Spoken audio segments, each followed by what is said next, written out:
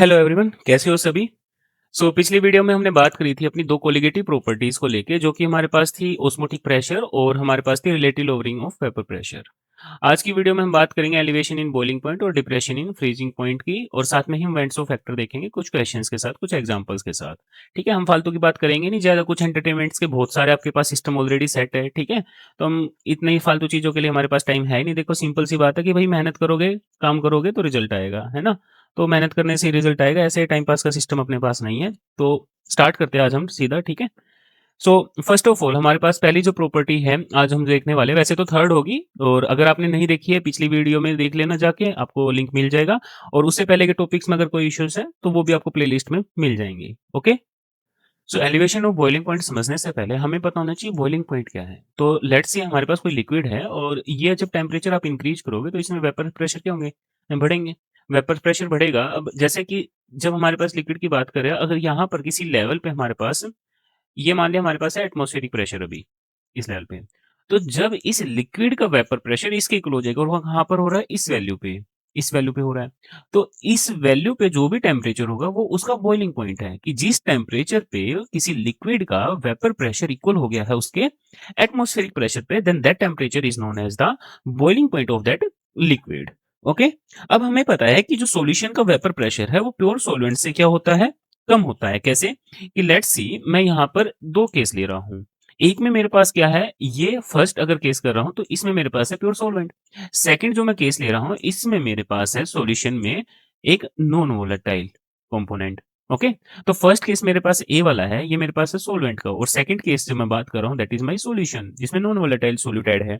तो अब आपको पता है ना इस चीज का कि जब नॉन वोलेटाइल ऐड होगा तो उसमें जो वेपर प्रेशर है वो कम होंगे। सॉल्यूशन के अंदर क्या होंगे, वेपर प्रेशर कम होगा comparative to that of the pure solvent, जैसे जैसे टेम्परेचर इंक्रीज करेगा। ओके, अब जब टेम्परेचर इंक्रीज करा तो हीट करने की बात करें, अगर उसको हाई टेम्परेचर पे हीट करना पड़ेगा, किसको, सॉल्यूशन को। क्यों? इसको इस ग्राफ से समझ लेते हैं एक बार। अब एक बार इस ग्राफ को देखो, देखो जब टेम्परेचर यहाँ पर इंक्रीज करेगा तो वेपर प्रेशर इंक्रीज करेगा। बट यहाँ पर हमारे पास क्या है, सॉल्यूशन के अंदर नॉन वोलेटाइल कंपोनेंट है, तो अब सॉल्यूशन को ज्यादा टेम्परेचर तक हीट करना पड़ेगा हमें, उसके एटमॉस्फेरिक प्रेशर के इक्वल करना है। तो अब जो ये सॉल्यूशन है, एटमॉस्फेरिक प्रेशर क्या है, ये आपको जो यहाँ पर डॉटेड लाइन दिख रही है ये हमारे पास एटमॉस्फेरिक प्रेशर है। अब दोनों के लिए टेम्परेचर की बात करें तो जो सॉल्यूशन का टेम्परेचर वो मोर है, इसका मतलब जो बॉइलिंग पॉइंट है वो सॉल्यूशन का, that is greater than that of the pure solvent. तो हम यहां से ये चीज कह सकते हैं इजिली, राइट? अब दोनों की बात करें तो सोलेंट और सॉल्यूशन का अगर हम कंपैरिजन करें इस ग्राफ के अंदर, अगर आप देखोगे तो लेट अस सी। अब इसके अंदर हमारे पास जब टेम्परेचर इंक्रीज करा तो सोलवेंट हमारे पास यहाँ पर जल्दी हो गया, है ना? इस टेम्परेचर पे आपके पास जो बॉइलिंग पॉइंट की बात करें तो सोलवेंट का क्या है, कम। वहीं पर सॉल्यूशन की बात करें दैट इज ग्रेटर। अब इसके बीच में जो ये डिफरेंस है कि ये कितना इंक्रीज है, दिस राइज इन टेम्परेचर किसका, जो ये सॉल्यूशन का बॉइलिंग पॉइंट का, सॉल्यूशन का बॉइलिंग पॉइंट का जो राइज है तो वो आपके पास उसको बोलते हैं एलिवेशन ऑफ बॉइलिंग पॉइंट, कि this increase in the boiling point that is known as elevation in boiling point. Okay, so हमने यहाँ पर T B is greater than T not B, तो हमने ये भी कहा कि ये जो डिफरेंस है दैट इज कि सॉल्यूशन का माइनस प्योर सॉल्वेंट का वो इक्वल है उसके एलिवेशन के, that is delta T B. Here delta T B this is known as elevation in boiling point. No next हम बात कर लेते हैं कि एक्सप्रेशन क्या होगी इस एलिवेशन इन बॉइलिंग पॉइंट को हम मैथमेटिकली, और एक्सप्रेशंस क्या है कि जिससे हम इसको कैलकुलेट कर सकते हैं, और फर्दर कुछ टर्म्स को हम कैसे आइडेंटिफाई कर सकते हैं इसका यूज करके। So delta TB is known as the boiling elevation in boiling point of a solution and it is directly proportional to the molal concentration, मतलब molality of the solution. So delta TB is proportional to molality, and here removing the constant of proportionality we have another constant that is kb. So kb is known as the molar elevation constant, molar elevation constant, और हम इसको दूसरे name क्या है इसके लिए, ebullioscopic constant. So kb is known as molar elevation constant और ebullioscopic constant. Okay, and it increases in boiling point when the molarity of the solution is unity. ठीक है, ये इंक्रीज है हमारे पास क्या, और अगर मैं इसके बारे में कहूं कि इसको डिफाइन कैसे कर सकते हो केबी को, या फिर कहें कि मोलर एलिवेशन कांस्टेंट और एबिलियोस्कोपिक कांस्टेंट को, तो हम ये कह सकते हैं कि अगर मैं यहां पर मोलैलिटी 1 कर दूं तो आपको क्या दिख रहा है कि जो डेल्टा टीबी है दैट इज इक्वल टू केबी। या फिर हम ये बोले कि केबी यानी कि molar elevation constant is the elevation in boiling point, मतलब डेल्टा टी भी है कब, जब मोलैलिटी वहां पर जो है वो कितनी हो, 1 हो। और मोलैलिटी 1 मतलब कि 1 मोलर सॉल्यूशन यानी कि 1 ग्राम आपके पास सोल्यूट है 1000 ग्राम और 1 केजी ऑफ द सॉल्वेंट के अंदर। इजी सी बात ये है। अब एक कोलिगेटिव प्रॉपर्टी है क्यों, उसका भी रीजन यही है क्योंकि जो डेल्टा टीबी है that is proportional to molar concentration, so number of molecules पे डिपेंड कर रहा है, hence it is a colligative property. Simple सी चीज है। नो नेक्स्ट अगर हम बात करें तो मोलैलिटी को भी यहाँ पर हम वैल्यू पुट करके यहाँ पर मास निकाल सकते हैं, जैसे कि delta TB is equal to KB into M. अभी आपने जो लिखा है इसके अंदर अगर मैं यहाँ पर मोलैलिटी को डाल दूं that is KB into given mass of solute upon molar mass of the solute into 1000 upon weight of the solvent. Wait of the solvent यहाँ पर ग्राम में आएगा, तभी हमने वहां पर 1000 रखा हुआ है, ठीक है। अगर केजी में ले रहे हो तो 1000 की नीड नहीं है उस केस में। तो यहाँ पर W1 और W2 की बात हम कर चुके हैं पहले ही, और M2 की स्टार्टिंग वीडियोज में हमने ये बेसिक सी चीजें याद रखने के लिए कर ली थी इसके बारे में बात। 1 के मतलब क्या है हमारे पास, 1 या A का मतलब सोलवेंट की बात हो रही है, और 2 या B का मतलब सोल्यूट की बात हो रही है। W का मतलब जो गिवन मास है अमाउंट की बात, और कैपिटल M का मतलब मोलर मास की बात। ओके, सो नेक्स्ट अगर हम बात करें यहाँ से, ये तो डेल्टा टीबी है। अब मुझे पूछा जाए कि मुझे मोलर मास निकालना है किसी सोल्यूट का, तो उसके लिए मैं इसको रीअरेंज कर सकता हूँ कैसे कि M2 molar mass of the solute that will be equal to Kb into W2 into 1000 upon delta TB into W1। Easy है, यहां से हम क्या निकाल सकते हैं इस तरीके से, this is important formula for calculating the molar mass of the solute. क्या कैलकुलेट करने के लिए, मोलर मास आपके पास सोल्यूट का आ जाएगा यहाँ से, सो ये हम कैलकुलेट कर सकते हैं। ओके, सो नेक्स्ट अगर हम यहाँ से बात करें कि हम अगर केबी को निकाल सकते हैं क्या किसी और तरीके से, तो हम एंथैल्पी ऑफ वेपराइजेशन का यूज करके भी केबी निकाल सकते हैं। तो केबी हमारे पास होता है R T note square upon 1000 into latent heat of vaporization. Now अगर बाकी टर्म्स की बात करें तो टी नोट जो यहाँ पर है, T nought is known as the boiling point of pure solvent, of pure solvent, ठीक है। और नेक्स्ट अगर हम बात करें तो LV, LV is known as latent heat of vaporization, latent heat of vaporisation.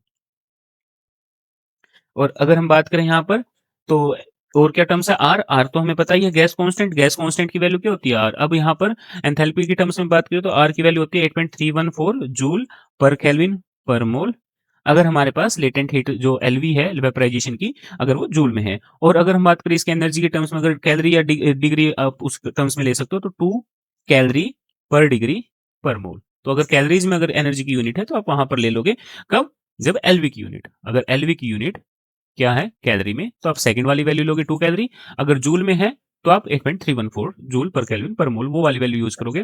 वहीं पर अगर हम एलवी की बात करें, latent heat of vaporization, so we know latent heat of vaporization क्या होती है, enthalpy of vaporization upon M1 that is molar mass of the solvent.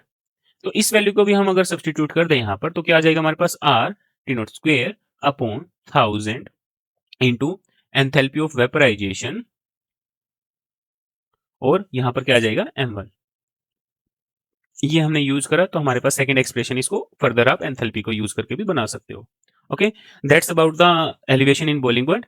तो प्यारे ये तो बात होगी हमारी कॉन्सेप्ट की कि हमने कुछ फॉर्मूलाज देख लिए। अब आप क्वेश्चन चेक कर, इसमें क्वेश्चन क्या कह रहे हैं कि 0.9 gram urea when dissolved in 45 gram water caused elevation of 0.17 degree Celsius in boiling point, calculate molar elevation constant of the water.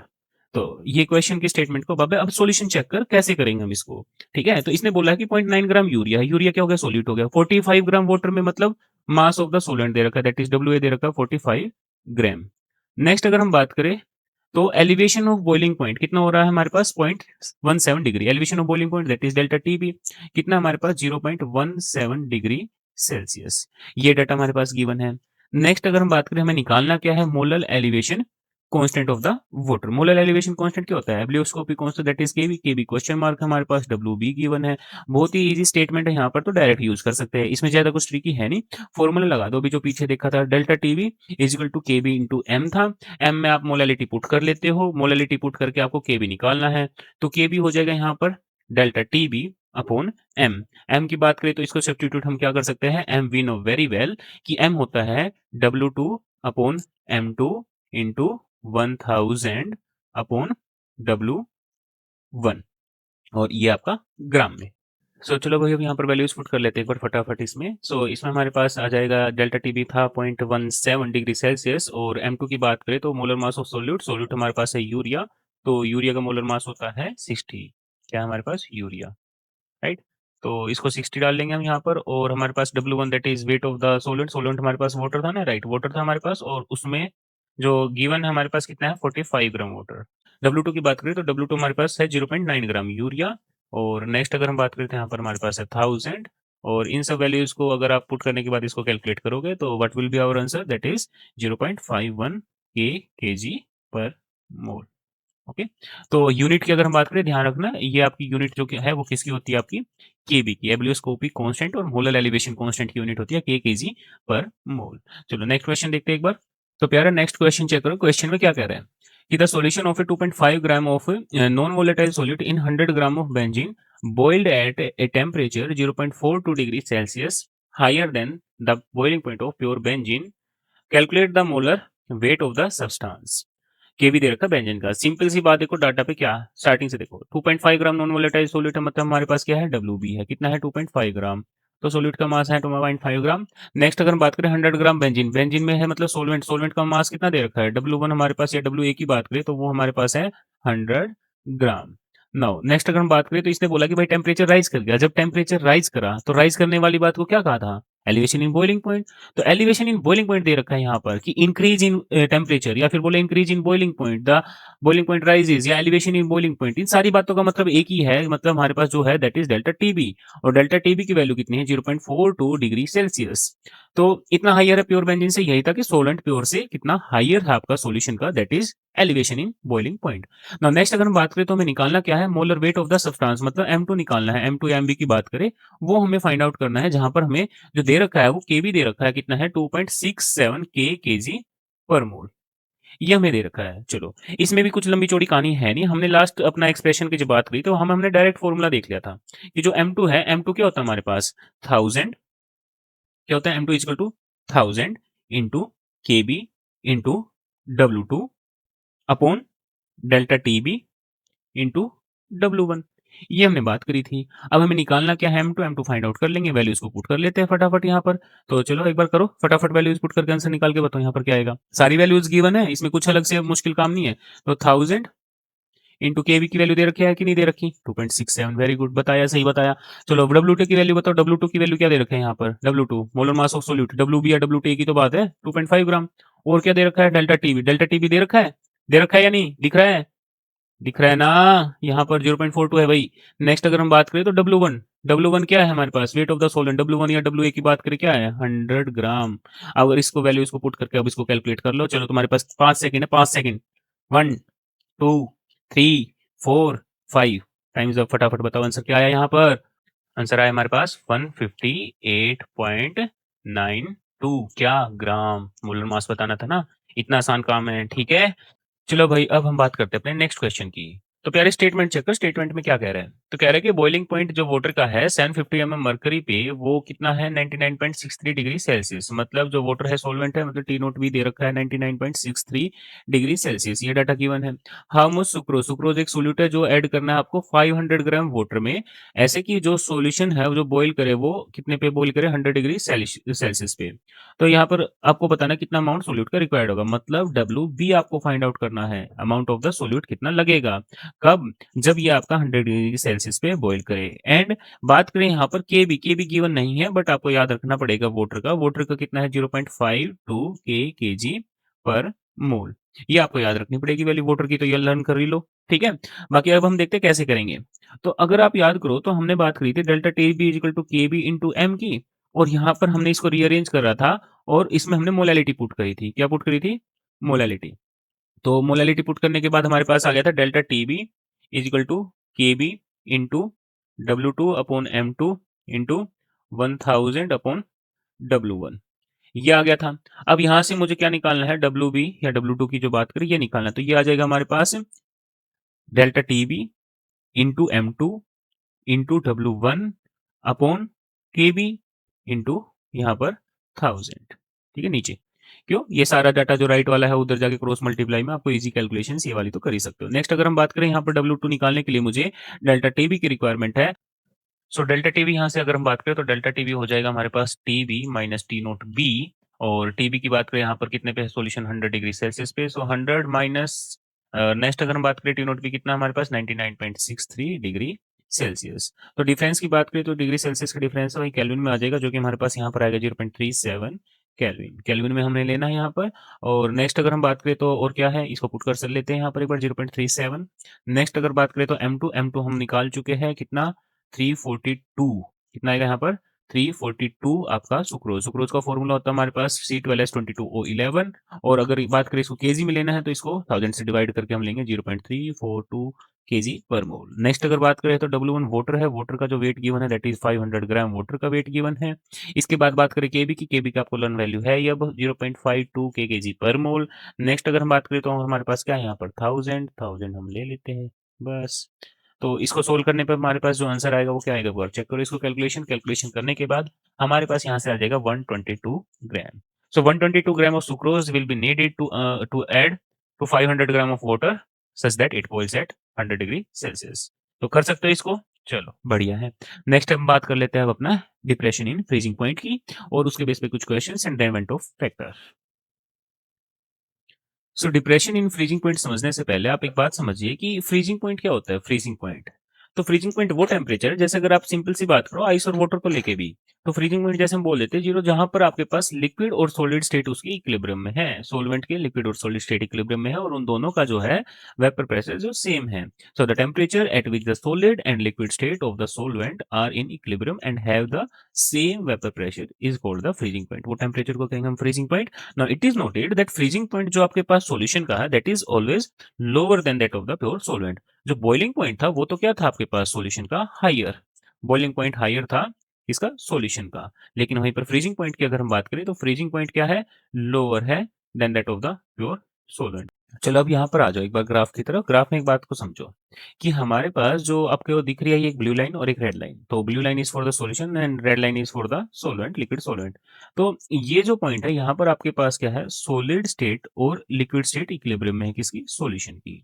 और यहीं पर ऊपर वाला जो पॉइंट है यहाँ पर आपके पास क्या है, सॉलिड स्टेट और लिक्विड स्टेट इक्विलिब्रियम में है किसकी, सॉल्वेंट की। तो अगर ये बात कही तो आपको एक बात ये भी समझ में आ गई कि ये आपका फ्रीजिंग पॉइंट है किसका, ये जो फ्रीजिंग पॉइंट है ये आपके पास है for the liquid solvent, that is अब फ्रीजिंग पॉइंट को हम रिप्रेजेंट करते हैं टीएफ से, बॉइलिंग को रिप्रेजेंट करा था बी से, तो ये सॉल्वेंट का है तो टी नोट एफ हो गया।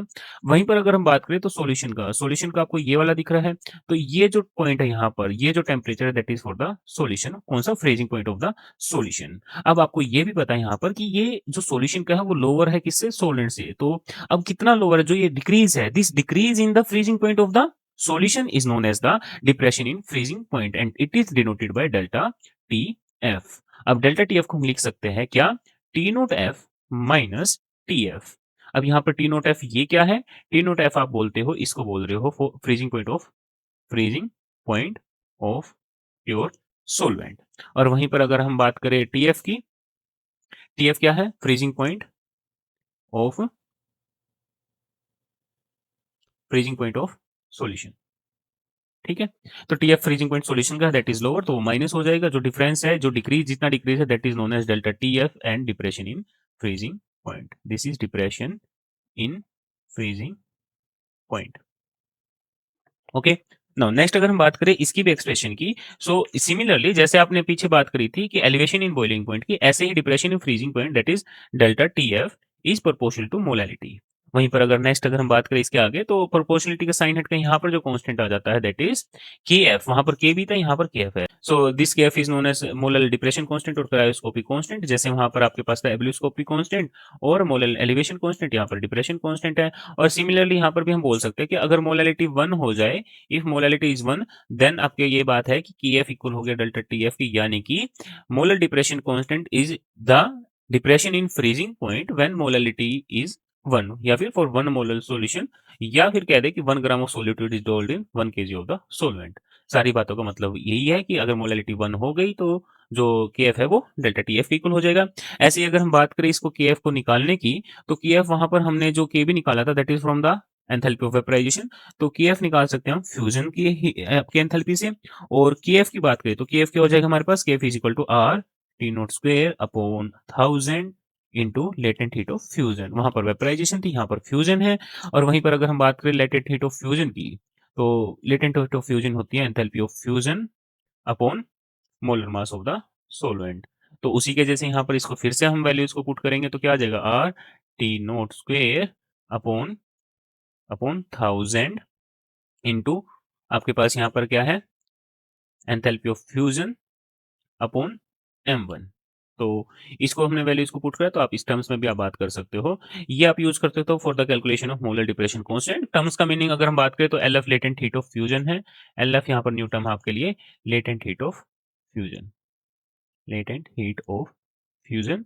और वहीं पर अगर बात करें तो डेल्टा ये आपकी एंथैल्पी ऑफ फ्यूजन है। ठीक है, ये आपके पास एंथैल्पी ऑफ फ्यूजन है, ये आप कर सकते हो। राइट, नेक्स्ट अब बात कर लेते हैं इसमें हम कि कुछ एप्लीकेशंस की। सो अगर हम बात करें कुछ एप्लीकेशंस की डिप्रेशन इन फ्रीजिंग पॉइंट की, तो आपको अगर ध्यान हो तो जो लो टेम्परेचर पे जो हिली एरियाज पे जाते हो तो जो वाटर रेडिएटर्स में प्रेजेंट होता है, तो उस प्रॉब्लम से बचने के लिए, उसको अवॉइड करने के लिए कुछ सब्सटेंसेस को यूज किया जाता है वाटर को, ताकि वो वाटर फ्रीज ना हो या लो टेम्परेचर पे रेडिएटर्स में, तो उनको बोलते हैं हम एंटी फ्रीज सॉल्यूशंस। तो एंटी फ्रीज सॉल्यूशंस बनाने के लिए जैसे कि हमारे पास यहाँ पर एग्जांपल हो सकता है कि ethylene glycol, ethylene glycol in water, ये आपके पास एंटी फ्रीज सॉल्यूशन के तौर पे यूज हो सकता है। और इसमें हमारे पास क्या बात रहती है कि वाटर आपके पास अब उसका जो फ्रीजिंग पॉइंट है वो और कम हो गया, कि जहां हो रहा था अब उससे कम टेम्परेचर जाने पे होगा, तो डिपॉजिट नहीं हो रहा है। दूसरी अगर हम बात करें तो melting of ice on the roads, तो विंटर्स में वही कि आपके पास स्नोई एरियाज में क्या होता है कि NaCl और कैल्शियम क्लोराइड का, NaCl और CaCl2, इसकी सॉल्यूशन आपके पास स्कैटर की जाती है रोड्स पे। अब NaCl और आइस के मिक्सचर का जो फ्रीजिंग पॉइंट है वो -21 डिग्री सेल्सियस तक ले जाता है। वहीं पर कैल्शियम क्लोराइड आइस मिक्सचर आपके पास कितना चला जाता है, -55 डिग्री सेल्सियस तक। तो इससे क्या है कि अब जो आइस डिपॉजिट हो रही थी या जो वाटर फ्रीज हो रहा था जिस टेम्परेचर पे, अब वो -21 डिग्री सेल्सियस पे जाके हो रहा है NaCl के सॉल्यूशन स्प्रिंकल करने के बाद। तो इससे आपके पास लोअर हो जाता है फ्रीजिंग पॉइंट, जिससे आपके पास आइस आसानी से डिपॉजिट नहीं हो रही। यहाँ पर कह सकते हैं कि melting of ice on the roads, तो ऐसे यूज हो जाती है। ओके, नेक्स्ट अगर हम बात करें यहाँ पर कुछ क्वेश्चंस की, वो एक बार देख लेते हैं। तो प्यारो स्टेटमेंट चेक करो, नेक्स्ट आपके पास क्या कह रहे हैं कि 5 ग्राम सब्सटेंस है, जब उसको डिसोल्व किया 50 ग्राम वाटर में तो लोअर हो गया freezing point by 1.2 degree Celsius. Calculate the molar weight, मतलब आपको एमबी निकालना है अगर सब्सटेंस का जो molar depression constant that is KF की जो वैल्यू है वो कितनी है, 1.86 केकेजी पर मोल, 1.86 केकेजी पर मोल। ये आपके पास वैल्यू गिवन है आपके पास किसकी, केएफ की। और 5 ग्राम सब्सटेंस आपके पास डिसोल्व किया गया, मतलब जो wait of the solute WB कितना है 5 ग्राम, और सोलवेंट 50 ग्राम वाटर में, और delta TF 1.26 degree Celsius. Easy आपके पास एक फॉर्मूला आपने पढ़ा था क्या, कि जो मोलालिटी ए आपके जो मोल, सो फॉर्मूला था हमारे पास क्या, कि जो डेल्टा टीएफ है that is equal to KF into M. अब टीबी में हमने क्या था, जैसे आपने एलिवेशन इन बॉइलिंग पॉइंट के केस में, वैसे ही यहाँ पर भी कर सकते हो क्या, कि मोलालिटी को आप पुट कर सकते हो फर्दर मास की टर्म्स में। तो डेल्टा टीएफ आ जाएगा केएफ इंटू मोलालिटी होती है given mass of the solute upon molar mass of the solute into 1000 upon weight of the solvent in grams. So यहाँ से जो है आपके पास डेल्टा टीएफ वो आपको गिवन है, केएफ आपको गिवन है, जो डब्ल्यू बी है वो आपको पता है, और जो वेट ऑफ द सोलवेंट है वो आपको पता है, आपको फाइंड आउट करना है एमबी, राइट। तो एमबी यहाँ से कैलकुलेट करेंगे तो एमबी आ जाएगा आपके पास KF into W B into 1000 upon delta TF into W A. Put करो वैल्यूज फटाफट, के एफ की वैल्यू कितनी है 1.86 पुट कर दी। नेक्स्ट अगर हम बात करें हमारे पास क्या है, जो डब्ल्यू बी कितना था 5 ग्राम, 5 पुट कर दिया, इंटू 1000 है, इंटू 1000 कर दिया, अपॉन डेल्टा टीएफ का कितना है 1.2 डिग्री सेल्सियस, वो पुट करा। डब्ल्यू ए की बात करें तो कितना ग्राम था 50 ग्राम, 50 ग्राम पुट करा। इस सारे को कैलकुलेट करोगे, सोल्व करके क्या आ रहा है आंसर, कैलकुलेट करके देखो, तो वी विल गेट 155 ग्राम, तो ये आ जाएगा आपके पास। ओके, चलो इस क्वेश्चन को ध्यान से समझो एक बार, क्या कह रहा है स्टेटमेंट चेक करो। An aqueous solution has 5% urea and 10% glucose by weight, सही बात है। What will be the freezing point of this solution, solution का फ्रीजिंग पॉइंट बताना है, जहां पर केएफ वाटर का वी लर्न कर लो 1.86 केकेजी पर मोल, ये केएफ है। के बी की वैल्यू की बात करें तो 0.52 थी वाटर की। नाउ आपको सॉल्यूशन का निकालना है टोटल, तो टोटल सॉल्यूशन का क्या होगा हमारे पास, जो आपके पास यूरिया का होगा और साथ में जो ग्लूकोज का होगा, इन दोनों को ऐड करेंगे तो आपके पास टोटल सॉल्यूशन का आ जाएगा। अगर हम बात करें यहाँ पर दोनों का डेल्टा टी निकालने के लिए आपको क्या करना पड़ेगा? आपके लिए यूरिया की अगर हम बात करें तो क्या करेंगे? जैसे अभी ऊपर पीछे क्वेश्चन में किया था हमने वही काम 1000 into KF into WB upon MB into W1, right?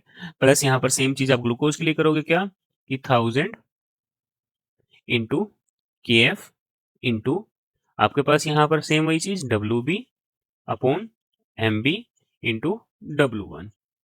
अगर यहाँ पर वैल्यूज हम पुट करें तो क्या आएगी हमारे पास 1000 इंटू के एफ की वैल्यू कितनी है 1.86 इंटू डब्ल्यू की बात करें तो देखो यहाँ पर 5% यूरिया बोला है और 10% ग्लूकोज बोला है, तो एक यूरिया है वो क्या है 5 ग्राम, है ना? और अगर वहीं पर ग्लूकोज की बात करें वो कितना 10 ग्राम, लेकिन टोटल आपके पास 15 हो गया, ये 15 आउट ऑफ 100, तो 15 सोल्यूट है, 15 ग्राम आउट ऑफ टोटल 100 सॉल्यूशन जो है। तो इसमें से अगर आप सोलेंट की बात करो तो सोलेंट कितना बचा 100 माइनस 15 कितना होता है 100 माइनस 15, आपके पास 85 ग्राम सोलवेंट मतलब W1, ये आपके पास वैल्यू बचेगी 85 W1 की। तो वो भी आप पुट करोगे तो कितना लोग यहाँ पर 85 W1 का। MB यूरिया का मोलर मास कितना होता है 60, पीछे कैलकुलेट किया था अभी हमने थोड़ी देर पहले। नेक्स्ट अगर हम बात करें तो इधर राइट साइड में आपके पास डाटा क्या आ जाएगा 1000 इंटू के एफ की वैल्यू भाई 1.86, WB की बात करें ग्लूकोज, ग्लूकोज कितना है अब हमारे पास 10 ग्राम, 10 ग्राम है, right? MB molar mass glucose का कितना होता है 180, और वहीं पर अगर हम बात करें तो कितना बचा था W1 देखो टोटल आपके पास 10 ग्लूकोज है, 5 आपके पास ये यूरिया है, टोटल 15 हुआ, 15 आउट ऑफ 100 बचा 85, 85 आपके पास सोलवेंट बच गया, राइट? तो 85 आपने फिर से डाला, इसको सोल्व करोगे तो आपके पास कितना आ जाएगा ये 1.824, और राइट साइड ग्लूकोज के लिए बात करें तो 1.216, टोटल इसको ऐड करोगे तो कितना आ जाएगा 3.04। अब ये जो आया है ये आपके पास क्या है depression in freezing point. Now we know कि डिप्रेशन इन फ्रीजिंग पॉइंट वो होता है कि freezing point of pure solvent minus freezing point of the solution that is TF, और यहां से हमें जो निकालना है TF आ जाएगा आपके पास T note F minus delta TF। Delta TF की वैल्यू आ चुकी है, T नोट आपको पता ही है 0 डिग्री होता है वाटर के लिए, T नोट 0 माइनस आपके पास क्या आएगा इधर 3.04, 3.04 आपका जो डेल्टा टी निकाला है, आंसर आ जाएगा आपके पास माइनस 3.04 डिग्री सेल्सियस, ये आ जाएगा, ठीक है? That is your freezing point. ऊपर जो निकला तो डेल्टा टी का यूज करके हमने निकाल लिया TF फ्रीजिंग पॉइंट सॉल्यूशन का। ओके, चलो नेक्स्ट अब हम बात कर लेते हैं एबनॉर्मल मोलिकुलर मास को लेके। तो एबनॉर्मल मोलिकुलर मास को अगर बात करें तो जब मोलिकुलर मास किसी सब्सटेंस का आप स्टडी कर रहे हो कोलिगेटिव प्रॉपर्टीज में, समटाइम्स वो आपके पास डिफरेंट आ जाता है than the theoretically expected value, तो सब्सटेंस को हम कहते हैं कि एबनॉर्मल मोलिकुलर मास है। अब ये ऐसा क्यों हो सकता है, इसके लिए क्या केस हो सकता है? इसके लिए हमारे पास दो केस हो सकते हैं। केस वन ये हो सकता है कि सॉल्यूशन इज नॉन आइडियल, और दूसरा केस ये हो सकता है कि हमारे पास सोल्यूट किसी एसोसिएशन या डिसोसिएशन में चले जाए, तो तब भी एबनॉर्मलिटी आ सकती है कि अगर वहां पर सॉल्यूशन डाइल्यूट नहीं है, नॉन आइडियल है, तो या फिर वहां पर कोई आपके पास फॉर्मेशन होकर कुछ नया बन गया, या एसोसिएशन होकर या डिसोसिएशन होकर कुछ चेंजेस तब आ सकते हैं। नौ जो ये एसोसिएशन और डिसोसिएशन है ये कैलकुलेट कर सकते हैं by I. I is known as van't Hoff factor. I को क्या बोलते हैं? Van't Hoff factor. और इसका क्या यूज है? इसका यूज है हमारे पास to calculate the extent of association और dissociation. Now what can be I? I हमारे पास हो सकता है it is the ratio of experimental value of colligative property upon calculated value of colligative property.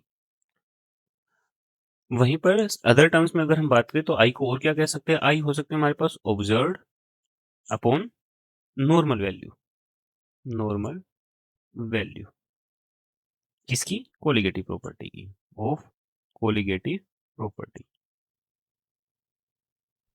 Next अगर हम बात करें, अगर हमारे पास मोलिकुलर मास है तो वी नो कि जो कोलिगेटिव प्रॉपर्टी है वो आपके पास मोलिकुलर मास के इनवर्सली प्रोपोर्शनल होती है। आई को अगर हम मास के टर्म्स में बात करें तो हम ये कह सकते हैं कि मास से इनवर्स है तो नॉर्मल वाला ऊपर हो जाएगा, मास एबनॉर्मल ये जो ऑब्जेक्ट वाला है वो नीचे हो जाएगा, तो हम कह सकते हैं कि मोलिकुलर मास कैलकुलेटेड, कैलकुलेटेड का मतलब नॉर्मल वाला, क्योंकि इनवर्स रिलेशन है कोलिगेटिव प्रॉपर्टी और मोलिकुलर मास का। तो molecular mass calculated upon molecular mass observed, that is यहाँ पर हम बात करेंगे एबनॉर्मल की। तो इनवर्स रिलेशन है इसलिए ये उल्टे हो गए मास की टर्म्स में अगर आपको बात करनी है। तो आई को आप सिंपली याद रख सकते हो, I is MC by MO, ठीक है? MC by MO. Now next अगर हम बात करें यहाँ पर डिग्री ऑफ डिसोसिएशन अल्फा कितना होगा, तो टोटल में से जितने मोल्स डिसोसिएट हो गए that is your extent of dissociation या अल्फा की अगर हम बात करें डिग्री ऑफ डिसोसिएशन, टोटल में से जितना डिसोसिएट हो गया।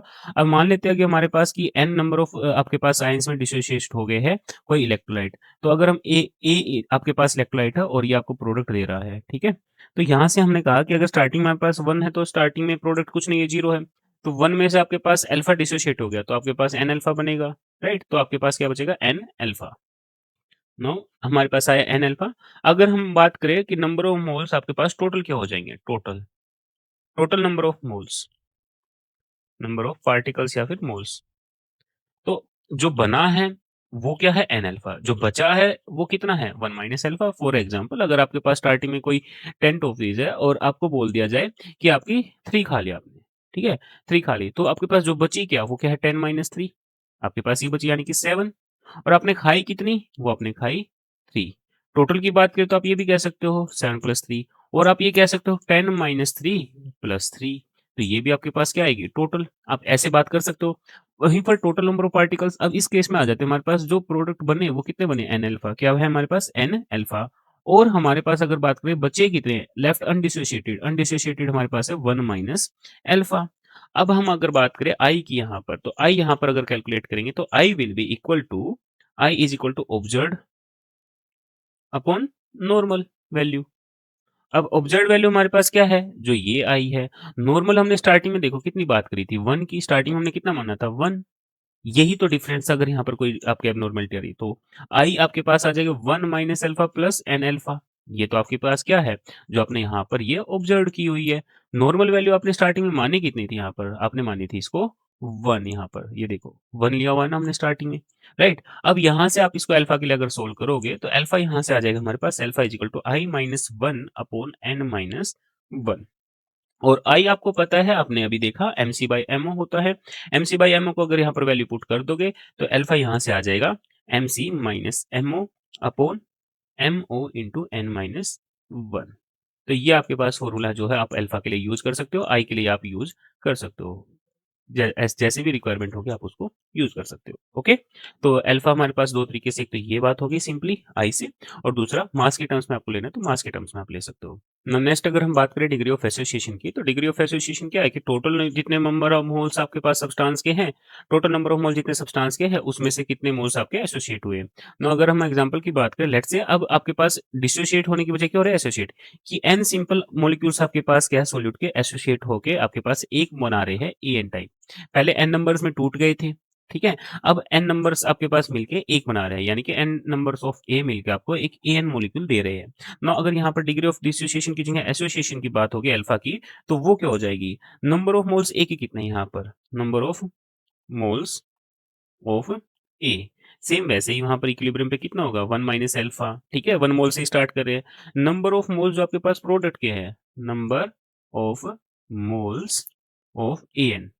एन की अगर हम बात करें तो that is alpha by N. वहां डिसोसिएशन था तो क्या था? N alpha. यहाँ एसोसिएशन है तो क्या हो रहा है? Alpha by N. ये जो डिफरेंस आपको ये देखने को मिल रहा है यहाँ पर। अब टोटल की बात करें तो टोटल क्या हो जाएगा यहाँ पर?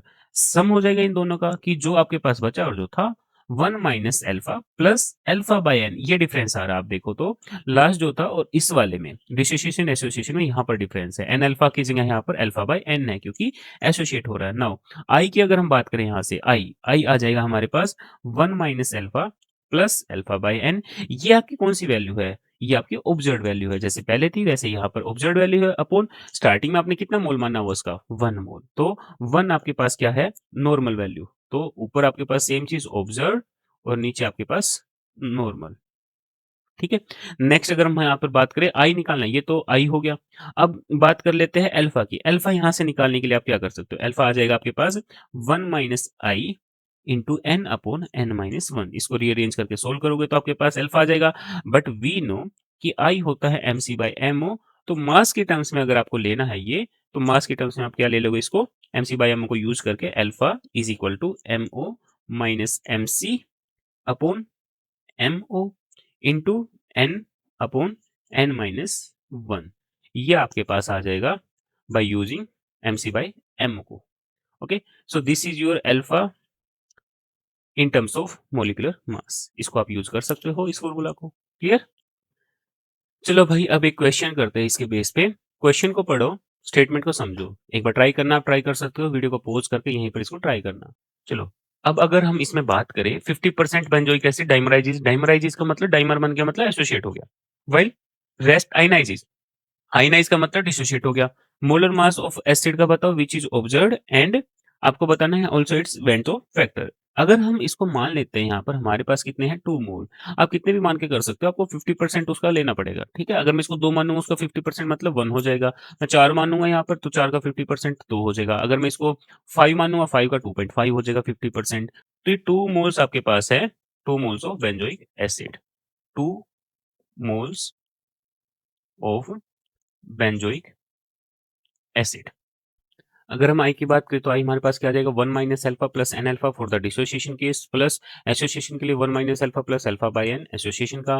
नीचे हमारे पास क्या आ जाएगा 2, 2 हमारे पास क्यों आया, क्योंकि नीचे हमने नॉर्मल वैल्यू लेनी होती है, राइट। ऊपर हमारे पास ऑब्जर्व वैल्यू जो आई है, ऑब्जर्व हमने यहाँ से जो निकाल लेंगे वो चीज, और नीचे नॉर्मल हमने जो मानी हुई है हमारे पास, मान लिया हमने 2 मोल्स थी, राइट। नेक्स्ट अगर हम बात करें तो 1 माइनस अल्फा 50% अगर 2 का करोगे तो 50% हो जाएगा 1, प्लस एन कितने नंबर में टूटेगा, अब 2 मोल लिया है तो 2 आ जाएगा, इंटू अल्फा। अल्फा यहाँ पर अल्फा कितना है हमारे पास 1, क्योंकि 50% लोग अगर अगर मैं इसको देखो यहीं पर अगर मैं इसको 4 मोल मान लेता तो अब क्या करते 4 का 50%, अब आप 2 लेते अल्फा की वैल्यू 2 लेते, और एन की वैल्यू क्या लेते हैं यहाँ पर 4, ये चेंज कर लेते आप।